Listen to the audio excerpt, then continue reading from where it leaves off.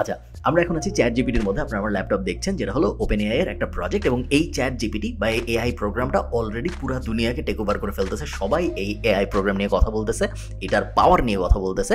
GPT is a type of artificial intelligence model built by OpenAI. Write me an essay on X and we'll write an essay on X. Maybe you've heard of it. If you haven't, আমরা এটা একটু test করবো এখন, এবং তারপরে আমরা চিন্তা করবো কিভাবে আমরা চ্যাট জিপিটি ব্যবহার করে বা ওপেন এআই ব্যবহার করে আয় রোজগার করতে পারি। বাট ফার্স্টে আমরা চলেন দেখি যে চ্যাট জিপিটি আসলেই কতটা পাওয়ারফুল। আমরা ওকে কিছু একটা করতে বলি, আমরা বলি যে write me a poem about Bangladesh. Beneath the mango trees, the land of Bengal breathes, river flow, fields green, Bangladesh a land serene, from Cox's Bazar to Rangamati. Anyway, আমরা বুঝতে পারতেছি যে ও খুব সুন্দর একটা কবিতা লিখতেছে, এবং লিখতে দিলেও হয়তো আরো কন্টিনিউ করে লিখতে থাকতো। বাট আপনি অবাক করা ব্যাপার এইটা, এই কবিতাটা কিন্তু দুনিয়ার আর কোথাও নাই। এই এআই আমার সামনে এই প্রম্পটটা নিয়ে 2 সেকেন্ডের মধ্যে একটা কবিতা আমাকে লিখে দিচ্ছে, যে এই কবিতাটা সুন্দর, যে কবিতার মধ্যে আসলেই বাংলাদেশের কালচারের কথাবার্তা আছে। এমন না যে এই এআইটা জাস্ট জানে যে বাংলাদেশ একটা দেশ এবং তারপর হাবি জাবি মিলায় একটা কবিতা আমাকে ধরায় দিচ্ছে, এরকম না। কবিতাটা যথেষ্ট গুছায় লেখা, এবং এই কবিতাটা নিয়ে যদি আমি 100 জনকে দেখাই, 90 জনের বেশি আসলে বুঝতে পারবে না যে এটা একটা এআই লেখছে, একটা মানুষ লেখে নাই। যে ব্যাপারটা কতটা ভয়ঙ্কর এবং সুন্দর, এটা আমাদের পক্ষে ইমাজিন করা কঠিন। চ্যাট জিপিটির সবচেয়ে বড় যে বেনিফিট, সেটা হলো এটা একটা কনভারসেশনাল এআই। কনভারসেশনাল এআই এবং নন কনভারসেশনাল এআই, এই দুইটার মধ্যে পার্থক্য হলো কনভারসেশনাল এআই এর সাথে আপনি কথা বলতে পারবেন, বা এক্ষেত্রে তো আপনি কথা বলতে পারতেছেন, আপনি চ্যাট করতে পারবেন, যেটা নন কনভারসেশনাল এআই এর সাথে করা সম্ভব ছিল না। চ্যাট করতে পারার সুবিধাটা কি? এখন আমি এটাকে বলতে পারি, ওর মনে আছে যে ও আমাকে কবিতাটা অলরেডি লিখে দিছে। এখন আমি যদি ওকে বলি the poem is good but right it to me again in Shakespeare's style, কথার কথা, এটা যদি আমি বলি, ও এই কবিতাটা আমাকে আবার লিখে দিবে। দেখেন, কিন্তু এবারও শুরু করছে oh Bangladesh, the verdant fields and hills, একদম শেক্সপিয়ারিয়ান একটা স্টাইলে কিন্তু আমাকে সেম কবিতাটা আবার লিখে দিচ্ছে। তার মানেটা কি? তার মানে হলো ও ফার্স্টে একটা জিনিস লিখছে, এরপর ও যখন আমার কাছ থেকে একটা প্রম্পট পাইছে, ও বুঝতে পারছে যে আগের যে জিনিসটা ও লিখছিল ওইটার মধ্যে আমি কি কি চেঞ্জ চাচ্ছি, এবং ওইটার উপর ভিত্তি করে ও আবার আমাকে কিন্তু একটা চেঞ্জড রেজাল্ট ডেলিভার করতে পারতেছে, যেটা একটা ভয়ঙ্কর ব্যাপার। এবং এইটা যে শুধু লেখালেখি করতে পারে তা না। আমি যদি ওকে এখন বলি 1000 ওয়ার্ডের একটা আর্টিকেল লিখে দিতে, ও 2 সেকেন্ডের মধ্যে আমাকে লিখে দিতে পারবে। যে আর্টিকেলটা হবে ইউনিক, যে আর্টিকেলটা দুনিয়ার আর কোথাও নাই, যে আর্টিকেলটা হবে যথেষ্ট ইনফরমেটিভ। বাট তাই না, ও কিন্তু কোডও লিখতে পারে। আমি যদি এখন চ্যাট জিপিটিকে বলি ফর এক্সাম্পল যে write me a Python code for a basic mortgage calculator,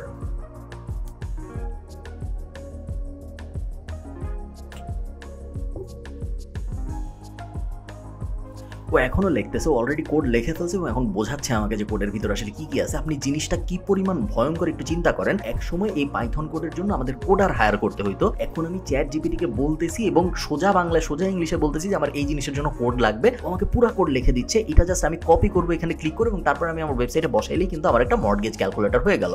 এভাবে মানুষজন অলরেডি অ্যাপ বানানো শুরু করছে, ওয়েবসাইট বানাচ্ছে, ওয়ার্ডপ্রেস প্লাগইন বানাচ্ছে, আমি দেখছি বিভিন্ন ইউনিক SaaS সলিউশন বানানো শুরু করছে, সব জাস্ট চ্যাট করে করে, যেটা আমরা 3 মাস আগেও ভাবতে পারিনি। এবং 3 মাসের মধ্যে চ্যাট জিপিটি পুরো দুনিয়ার ল্যান্ডস্কেপ, ইন্টারনেটের ল্যান্ডস্কেপ চেঞ্জ করে ফেলছে, যার কারণে অনেকে ভাবতেছে গুগলের মতো কোম্পানি পর্যন্ত বন্ধ হয়ে যাবে, কারণ চ্যাট জিপিটি বা এই এআই এর যে প্রসারণ, এইটা সবকিছুকে একদম ঢেউয়ের মতো উড়ায় নিয়ে চলে যাচ্ছে। ব্যাপারটা বেশ সিরিয়াস এবং ব্যাপারটা বেশ ভয়ের, এবং ব্যাপারটা অনেক ল্যান্ডস্কেপ চেঞ্জিং। এবং যখনই কোনো ল্যান্ডস্কেপ চেঞ্জিং সিচুয়েশন আসে আমাদের সামনে, যখনই এমন কোনো ঘটনা ঘটে যেটা পুরো দুনিয়ার বা পুরো টেকনোলজিক্যাল একটা বড় শিফট নিয়ে আসে, ওটা অনেক রিস্ক নিয়ে আসে, ওটা অনেক জব লস নিয়ে আসে, একই সাথে ওটা অনেক অপরচুনিটিও নিয়ে আসে। যে অপরচুনিটিগুলো আপনি যদি আর্লি অ্যাডভান্টেজ নিতে পারেন, বা আপনি যদি আর্লি মুভার হন, তাহলে আপনি অনেক গেইন করতে পারবেন, যেটা 1 বছর পরে বা 6 মাস পরে যে হয়তো আর সেই পরিমাণে সম্ভব হবে না। ফেসবুক এবং ইনস্টাগ্রামের 2 বছর লাগছে 1 মিলিয়ন সাবস্ক্রাইবারে পৌঁছাইতে, পিন্টারেস্টের লাগছে 5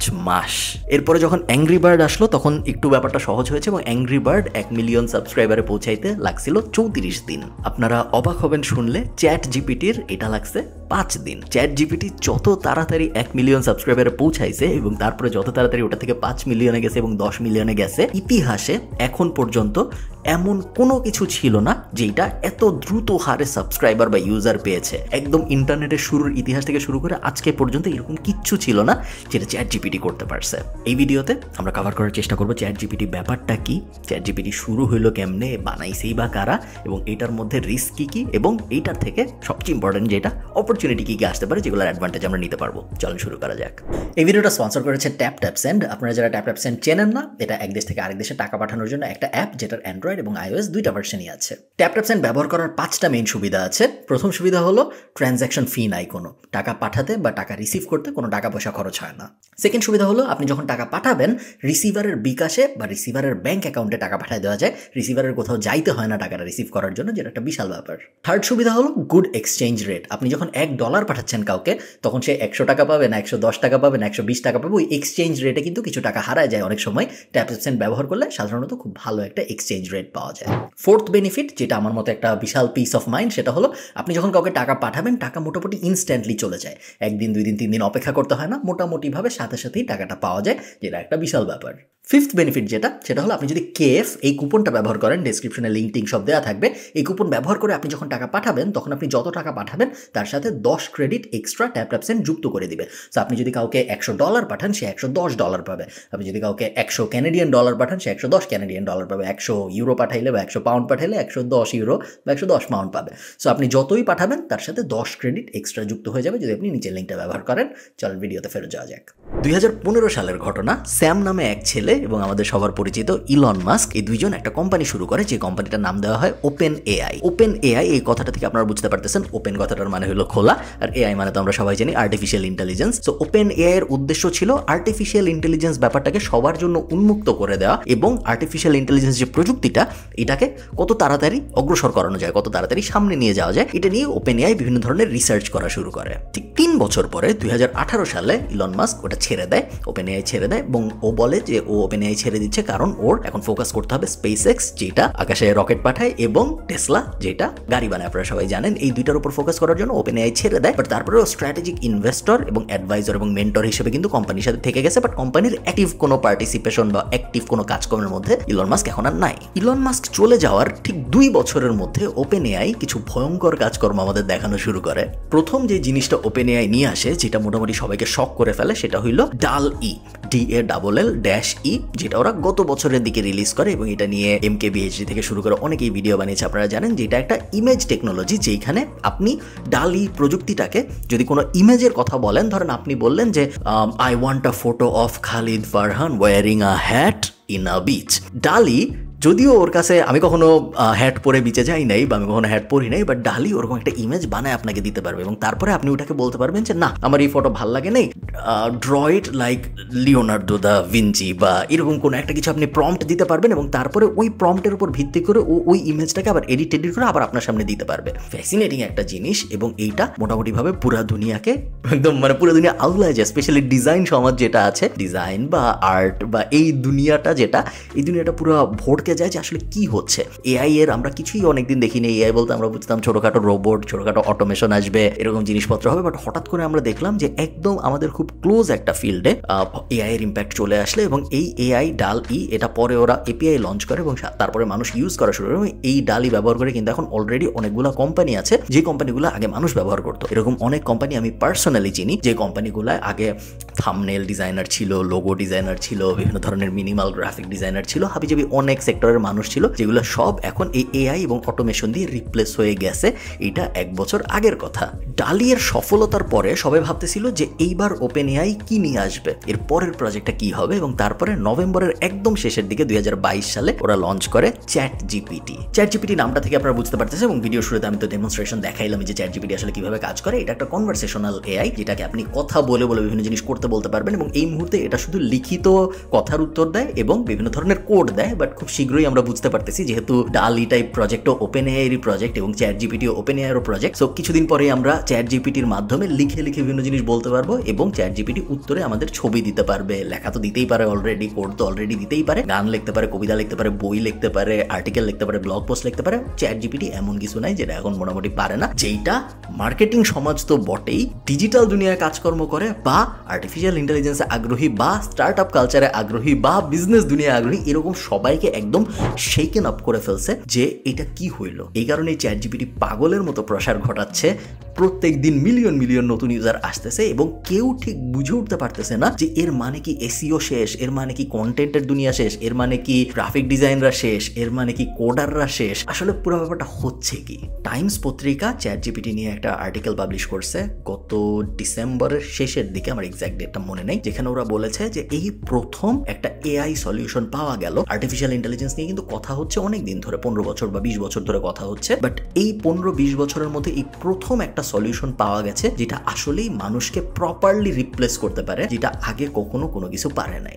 দুইটা প্রশ্ন একদম অবভিয়াস, সবার মাথার মধ্যে আছে এবং আমাদের মাথার মধ্যেও আছে। প্রথম প্রশ্ন যেটা, সেটা হলো এআই কি অনেক মানুষের চাকরি খেয়ে দিবে নাকি, অনেক মানুষের চাকরি চলে যাবে নাকি? উত্তর হলো হ্যাঁ, চলে যাবে। আপনি যদি আপনার ফিল্ডে মিডিওকার কেউ হন, যে আসলে খুব ভালো না আবার ওকে টাইপ, খুব খারাপও না, খুব খারাপ হলে তো আপনার চাকরি এমনিও চলে যেত, যখন আরো ভালো মানুষ এসে আপনার সাথে কম্পিটিশনের, ন্যাচারাল কম্পিটিশনের কারণে আপনি আস্তে আস্তে পড়ে যেতেন। বাট আপনি মনে করেন খুব ভালো না, আপনি এভারেজ টাইপ একটা মানুষ। এভারেজ টাইপ যারা আছে তাদের প্রতি আঘাত এআই এর পক্ষ থেকে একদম প্রথমে আসবে এবং আমরা এটা অলরেডি হতে দেখছি। ছোট থেকে শুরু করে বড় কোম্পানি সবাই মিড লেভেল বা লোয়ার মিড লেভেলে এআই দিয়ে বা অটোমেশন দিয়ে রিপ্লেসমেন্ট আগে থেকেই চলতেছিল। এখন আমরা দেখতে পাচ্ছি ডালি বা ওপেন এআই টাইপ প্রযুক্তি আসার পরে এটা স্পিড হয়ে যাচ্ছে, মানে অনেক তাড়াতাড়ি হচ্ছে আরো, যেটা আগে হইতো না, যেটা একটা ভয়ঙ্কর ব্যাপার, বাট এটা একটা সত্যি ব্যাপার এবং আনফরচুনেট হলেও সত্য। থার্ড ওয়ার্ল্ড কান্ট্রিতে, আমাদের মতো দেশ যেগুলা বাংলাদেশ টাইপ দেশ বা ইন্ডিয়া টাইপ দেশ বলেন বা শ্রীলঙ্কা, এই টাইপ দেশ, যেসব দেশে ফ্রিল্যান্সাররা যখন কাজকর্ম করে তাদের অধিকাংশই, সবাই না, তাদের অধিকাংশই লো টায়ার কাজকর্ম করে, এমন কাজকর্ম করে যেসব কাজকর্মের জন্য খুব বেশি ব্রেইন পাওয়ার বা খুব বেশি ইন্টেলিজেন্সের প্রয়োজন হয় না। যেমন ধরেন ডেটা এন্ট্রি করছে বা লিড জেনারেশন করছে বা এভারেজ টাইপ লোগো বানাচ্ছে বা এভারেজ টাইপ ডিজাইন টেমপ্লেট বানাচ্ছে বা বেসিক ওয়েবসাইট বানাচ্ছে, যেগুলোর জন্য খুব অ্যাডভান্স লেভেলের ব্রেইন ক্যাপাসিটি বা স্কিল প্রয়োজন হয় না। এরকম ফ্রিল্যান্সারের সংখ্যা আমাদের আশপাশে অনেক বেশি এবং এরকম লেবার পুলের সংখ্যা আমাদের ইকোনমিতে অনেক বেশি। আনফরচুনেটলি এই সব কিছুই এআই এর আঘাতে প্রথম পড়বে। এটা প্রেডিকশন না, এটা অলরেডি হচ্ছে এবং যতই দিন যাবে ততই এটারও বেশি হবে। বলা হচ্ছে আগামী 10 বছরের মধ্যে এআই এভারেজ সাইজ ইন্টেলিজেন্সের হাফ খেয়ে ফেলবে। তার মানে হলো এভারেজ সাইজ ইন্টেলিজেন্সের যদি আপনার কোম্পানিতে এখন 50 জন চাকরি করে, 10 বছরের মধ্যে তার ওই কোম্পানিতে এমপ্লয়ি সাইজ হয়ে যাবে 25, বাকি 25 এআই এবং অটোমেশন দিয়ে রিপ্লেস হয়ে যাবে। এবং এই জিনিস যে ভয়ঙ্কর, এটা শুধু যে আমাদের মতো দেশ রিয়েলাইজ করছে না তা না, ইন্টারন্যাশনালি এটা নিয়ে কিন্তু অনেক কথাবার্তা হচ্ছে। আমি জানি নেদারল্যান্ডসে কথাবার্তা বলা হচ্ছে যে এআই ব্যান করে দেওয়া হবে নাকি, কারণ এআই যখন কোনো একটা জিনিস আপনাকে দেয়, সো আমরা যদি আবার ChatGPT-র এক্সাম্পলটায় ফেরত যাই, ChatGPT আমাকে ইউনিক কবিতা লিখে দিচ্ছে, বাট ওই কবিতার ইন্সপিরেশনটা কিন্তু ওর আসছে আসল শেক্সপিয়ার থেকে বা আসল কিছু একটা থেকে, আসল কোনো একটা কবির থেকে। বা ধরেন আমরা যখন ডালি ব্যবহার করি, ও আমাকে ইউনিক ছবি দেয়, বাট ওই ছবির ইন্সপিরেশন তো রিয়েল আর্টিস্টদের কাজ থেকে দেখে দেখেই শিখছে, তাই না? মডেল ট্রেন যখন করা হয়, রিয়েল ওয়ার্ক দিয়ে মডেল ট্রেন করানো হয়। 2020 সাল পর্যন্ত যত কন্টেন্ট পাবলিশ হয়েছে ইন্টারনেটে সবকিছু দিয়ে ওপেন এআই, ChatGPT এবং ডাল-ই কে ট্রেন করছে। সো 2020 পর্যন্ত দুনিয়া, আপনি চিন্তা করেন কত কোটি কোটি কোটি কোটি লক্ষ কোটি জিনিস পাবলিশ হয়েছে যেগুলো দিয়ে এটাকে ট্রেন করা হয়েছে। সো এই ট্রেন করার জন্য ইউজ করা হয়েছে আসল মানুষের কাজ, বাট এখন এআই এত পাওয়ারফুল হয়ে গেছে যে ওর এখন আর আসল মানুষ দরকার নাই। তো একটা কনফ্লিক্ট চলে আসে যে আমার জিনিস দিয়েই তুমি ট্রেন্ড হইলা, বাট এখন তুমি এমন জিনিস করতেছো যাতে তোমার আর আমাকে দরকার নেই। এটা এথিক্যালি কি ঠিক নাকি ঠিক না, এটা নিয়ে নেদারল্যান্ড সহ কয়েক জায়গায় কথাবার্তা হচ্ছে এবং অনেক জায়গায় এআই কে ব্যান করা হবে নাকি এটা নিয়েও কথাবার্তা হচ্ছে। গার্ডিয়ানে একটা রিসেন্ট আর্টিকেল আসছে, একদম গত সপ্তাহের একটা আর্টিকেল, যেখানে অস্ট্রেলিয়ায় অনেক ইউনিভার্সিটি এখন হাতে কাগজ কলমে পরীক্ষা নেওয়ায় ফেরত গেছে। তার কারণ অস্ট্রেলিয়ান সব ইউনিভার্সিটির স্টুডেন্টরা, তাদেরকে যখন কোনো টাস্ক দেওয়া হচ্ছিল, তাদেরকে যখন এসে দেওয়া হচ্ছিল বা কোনো একটা আর্টিকেল লিখতে দেওয়া হচ্ছিল বা কোনো একটা রিসার্চ পেপার লিখতে দেওয়া হচ্ছিল, ওরা ChatGPT-তে যাচ্ছিল, যে বলতেছিল right me a research paper about this, এবং মানুষ বোঝার আগে ChatGPT কিন্তু রিসার্চ পেপার পাবলিশও করছে কয়েকজন, যেটা বিজ্ঞানীরা পর্যন্ত বুঝতে পারে নাই বা রিসার্চাররাও পর্যন্ত বুঝতে পারেনি যে এটা আসলে মানুষ লেখেন, এটা এআই লেখছে। But is Elon Musk's latest weapon a threat to education or an asset? For that question, there's no easy answer. Trying to come up with a way to combat AI plagiarism before school and university returns to the classroom. For many teachers, that means paying attention. এই প্রবলেমটা real problem এবং এই কারণে ওরা আবার কলম কাগজে ফেরত গেছে পরীক্ষা নেওয়ার জন্য। বিভিন্ন মানুষ এই প্রবলেমকে বিভিন্নভাবে সলভ করার চেষ্টা করতেছে। আমাদের ভাবতে হবে আমরা কিভাবে এই প্রবলেম সলভ করতে পারি। এবং সেকেন্ড প্রশ্নটা এটাই যে আমরা কিভাবে এআই এর আগ্রাসন থেকে বাঁচতে পারি। এআই যে আসতেছে এটায় কোনো দ্বিমত নাই, কেউ বলবে না যে আসতেছে না। প্রশ্ন তাহলে চলে আসে যে আমরা কি করতে পারি যাতে এআই এসে আমাদেরকে রিপ্লেস করে না ফেলে। কারণ আমাদের মতো মানুষ, আমরা যারা লো টায়ার ইনকাম বা লো লেবার পুল লেভেলে কাজকর্ম করি, তাদের প্রতি এআই এর আঘাত যেহেতু প্রথমে আসবে, আমাদেরও সতর্ক তাহলে সবার আগেই হওয়া উচিত। ফার্স্ট অ্যাডভাইস হলো আপনি আপনার ফিল্ডে মিডিওকার হয়ে বেশি দিন টিকতে পারবেন না। আপনার হইতে হবে আপনার ফিল্ডে একজন এক্সপার্ট বা এক্সপার্টের কাছাকাছি কেউ, অথবা আপনার চেঞ্জ করতে হবে আপনার ফিল্ড। ওই দিনগুলো শেষ যেই দিনগুলো আপনি বলতে পারতেন হ্যাঁ আমি মোটামুটি ভিডিও এডিটিং পারি, বা আমি মোটামুটি গ্রাফিক ডিজাইন পারি, বা আমি মোটামুটি কোড লিখতে পারি, বা আমি মোটামুটি অমুক পারি তমুক পারি। মোটামুটির দিন নাই। এআই মোটামুটির থেকে অলরেডি অনেক ভালো পারে, বা খুব তাড়াতাড়ি অলরেডি অনেক ভালো পারবে। সো আপনার কাজে আপনি যদি মোটামুটি লেভেলের হন, আপনার কাজ আগামী 5 বছর পর থাকবে না। এটা একটা রূঢ় বাস্তবতা। এটা আপনি যত তাড়াতাড়ি রিয়েলাইজ করতে পারবেন, তত তাড়াতাড়ি আপনি এটার প্রতি অ্যাকশন নিতে পারবেন, যেটা আপনাকে অবশ্যই হেল্প করবে আগামী 5 বছরে।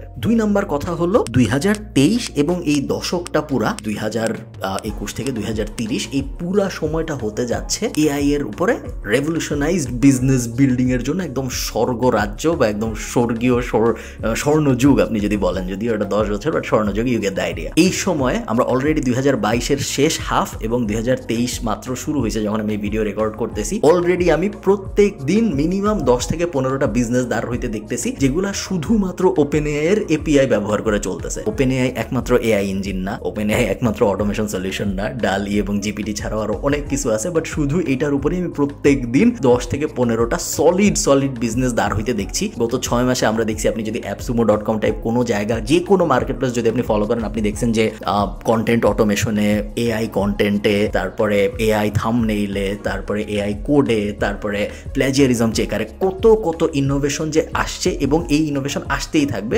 এইখানেই মেইন অপরচুনিটিটা, আপনার অপরচুনিটিটা এই জায়গায়, এবং আপনার ফিগার আউট করতে হবে এই এআই ব্যবহার করে আমি এখন কি বিজনেস দাঁড় করাইতে পারি, যেই বিজনেস অপরচুনিটিগুলো আগে ছিল না। তার কারণ আগে এআই এর এপিআই আমরা ব্যবহার করতে পারতাম না। তো একটা নতুন জিনিস যখন আসে, তখন ওইটার সারাউন্ডে একটা ইন্ডাস্ট্রি দাঁড়ায় যায় এবং ওইটার সারাউন্ডে বিজনেস অপরচুনিটির সৃষ্টি হয়, যেগুলো আগে কখনো ছিলই না পৃথিবীতে। আপনার কাজ এই ভিডিও দেখার পর চিন্তা করা, প্রথমে তো আপনি চ্যাট জিপিটি বলেন, ডালি বলেন, ওপেন এআই বলেন, এগুলো সব নিয়ে এটলিস্ট 20 ঘন্টা রিসার্চ করবেন। তারপরে আপনার কাজ হবে চিন্তা করা যে এখন আমি এই 20 ঘন্টা রিসার্চ করার পরে এমন কি অটোমেশন আছে যেটার আইডিয়া আমি পেতে পারি, এমন কি বিজনেস আমি দেখছি প্রত্যেক দিন যেগুলো দাঁড়াচ্ছে, এমন কি প্রোডাক্ট আছে যেগুলো producthunt.com এ আমি এখন দেখছি দাঁড়াতে, যেগুলো আগে আমি দাঁড়াইতে দেখিনি এবং যেগুলো এআই ড্রিভেন। flipper.com এর ভিতর এমন কি জিনিস বিক্রি হচ্ছে যেগুলো এআই দিয়ে বানানো, যেগুলো আগের বছর আমরা হইতে দেখিনি, কারণ তখন এআই এর এত প্রসার ঘটে নাই। এই জিনিসগুলো যখন আপনি কন্টিনিউয়াসলি করতে থাকবেন, তখন উইদিন 1 মাস 2 মাস 3 মাসের মধ্যে আপনার মাথায় বিজনেস আইডিয়া আসা শুরু হবে, যেই আইডিয়াগুলোর প্রত্যেকটার ব্যাক ইঞ্জিন হইল এআই। এবং তখন ওই যে আইডিয়াগুলো আপনার মাথার মধ্যে আসবে, ওগুলো আস্তে আস্তে এক্সিকিউশনে যাবে। ওই এক্সিকিউশন যখন আপনি করতে যাবেন, প্রত্যেকটা তো হিট করবে না বা প্রত্যেকটা সাকসেসফুলি কাস্টমার পাবে না, বাট প্রত্যেক 5টা, প্রত্যেক 8টায় অন অ্যাভারেজ বলা হয় 8টা বিজনেসের মধ্যে একটা বিজনেস সাকসেসফুল হয়। এবং ওই 8টা বিজনেস ট্রাই করার জন্য আপনার যে পরিমাণ রিসার্চ করা দরকার এবং যে পরিমাণ এফোর্ট দেওয়া দরকার, ওই জিনিসটা শুরু হওয়া উচিত আমার মতে। এই ভিডিওটা এই যে এখন শেষ হয়ে যাবে ঠিক সাথে সাথে। ভালো থাকেন সবাই, আপনাদের সাথে আমার কথা হবে পরের ভিডিওতে। টাটা।